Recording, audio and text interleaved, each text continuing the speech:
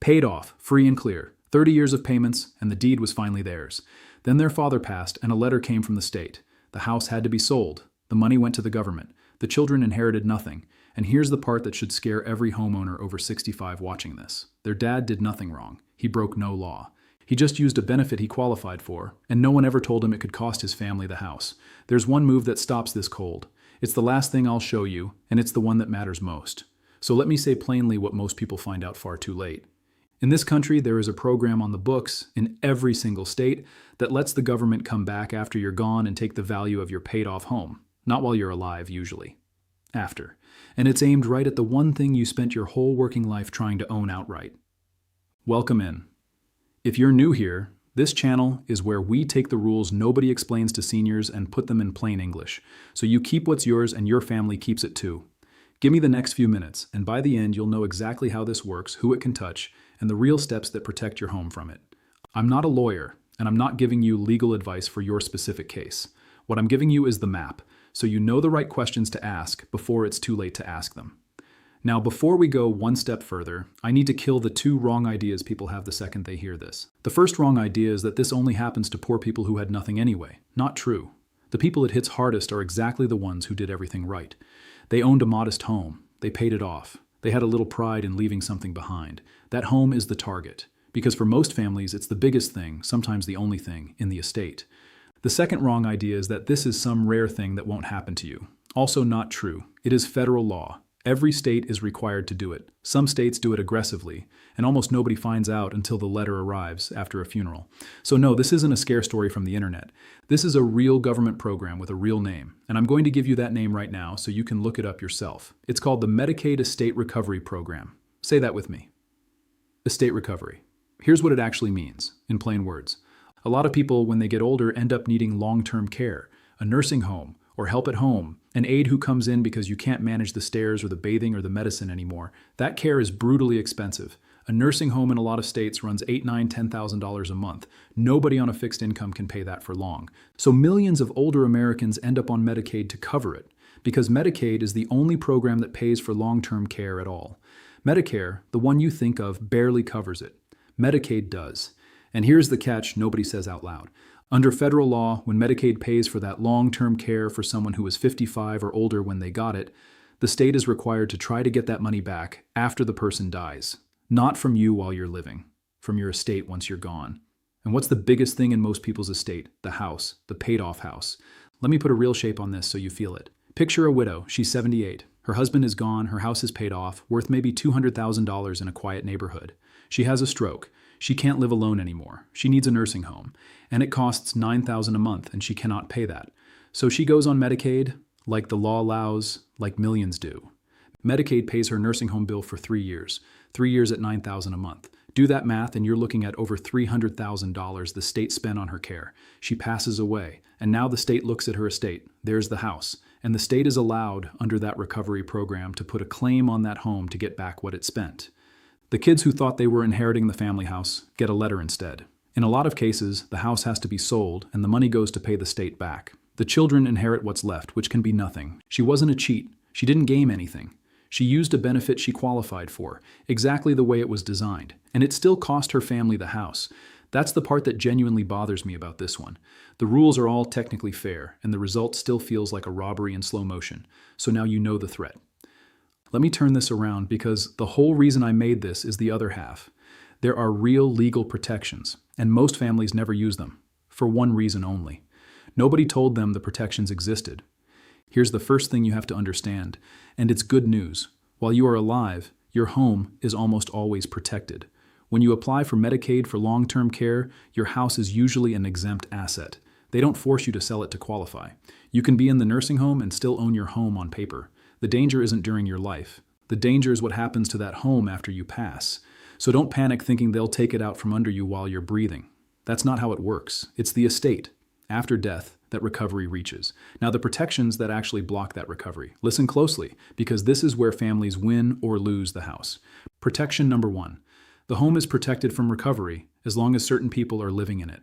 If you have a spouse who is still alive and living in that home, the state generally cannot force recovery while your husband or wife is there.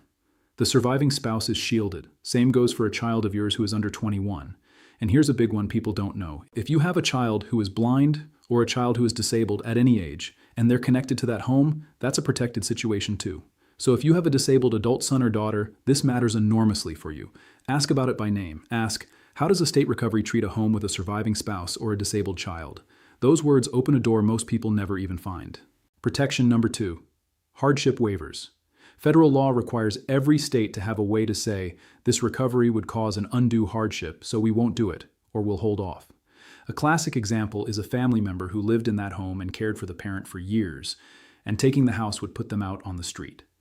That can qualify for a hardship waiver. The problem is these waivers are not automatic. Nobody mails you one. You have to know it exists, and you have to apply, usually within a tight window after the death. So if you're the family member in that house, this is the phrase that could save your home. Say to the state Medicaid office, I want to apply for an undue hardship waiver on estate recovery. Say it early, say it in writing. Protection number 3, and this is the planning move, the one that has to be done ahead of time. There are legal tools that take the home out of your estate before recovery can ever reach it. An irrevocable trust, a life estate, certain transfers of the property done the right way. When a home is placed correctly into the right kind of trust or handled through a proper life estate, it can sit outside the estate the state comes after, so there's nothing there for recovery to claim. But, and this is the part you cannot skip, there's a clock on it. Medicaid has what's called a 5-year look back. When you apply for long-term care Medicaid, they look back 5 years at everything you gave away or moved. If you transferred your house into a trust 2 years before you applied, that's inside the window, and it can be penalized. You may not qualify when you need the care. The tools only do their job if they're set up well before you ever need the nursing home. 5 full years ahead is the safe target, which is exactly why this is the video I wish somebody had shown your parents 10 years ago. The move works, but only if it's early. So here's your honest instruction on that one. I can't set up a trust for you through a screen. What I can tell you is the exact person to sit down with, and it's not a general lawyer, and it's not your tax guy. It's an elder law attorney. That's their whole specialty. Say those 2 words, elder law. That's the one who knows your state's version of these rules cold. And that's the other thing you have to hear, your state. Because estate recovery is federal law, but every state runs its own version of it. Some states go after only what they're strictly required to. Some go further and try to recover from more of your estate. Some are gentle about the home, some are not.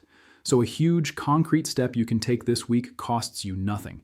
Call your state's Medicaid office or look them up and ask this exact question. How does estate recovery work in this state, and what does it apply to? You will learn in one phone call whether your state is one of the tough ones. That knowledge alone changes what you should do next. Now let me give you the second way.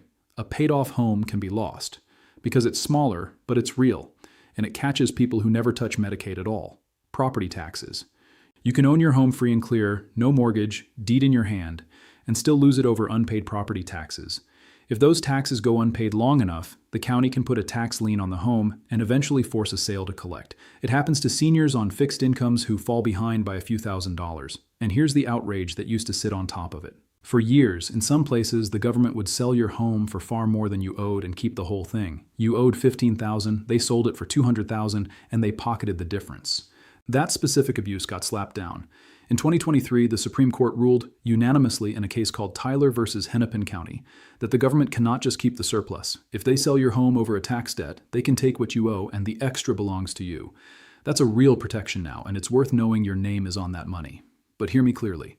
That ruling does not stop them from taking the home in the first place over unpaid taxes. It only stops them from keeping the profit. So the lesson stands. Never ever let property taxes go quietly, unpaid. And if money is tight, look up your state's property tax relief for seniors, the exemptions and the freezes, because there's often help there that, again, nobody hands you. You have to ask for it. Let me bring this all the way back to that family from the start, the one that inherited nothing.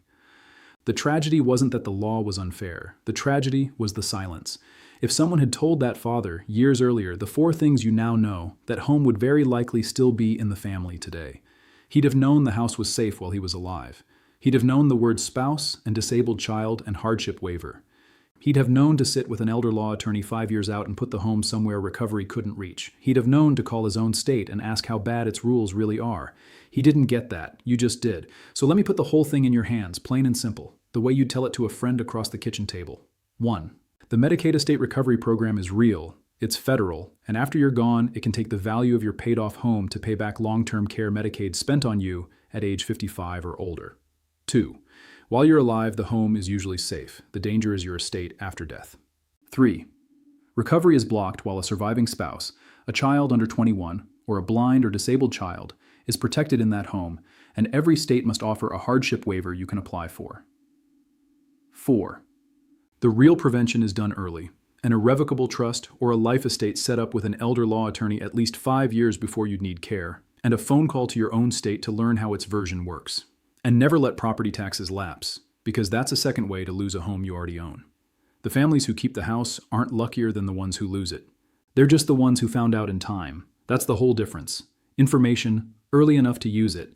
If this opened your eyes even a little, do one thing for me. Send it to one person you love who owns a home and is over 65, a parent, a neighbor, the friend who's proud they finally paid the house off and has no idea any of this exists. This is the kind of thing families only discuss after it's too late, and you have the chance to make it before. If you want more of these, the rules they don't explain and the money they don't mention, subscribe to channel name and stick around, because knowing this stuff early is the entire game. And I want to hear from you in the comments. Did you know the state could come after a paid-off home like this? Yes or no? Just tell me, because I promise you, half the people reading this had no idea, and your answer tells the next person they're not alone. One last thing. If you'd like a simple, plain English checklist of these home protection steps, the questions to ask your state and the words to say to an elder law attorney, say the word checklist, down in the comments and keep an eye out, because the next video is where we walk through exactly how to protect the house step by step. Take care of yourself, take care of your home, and I'll see you in the next one.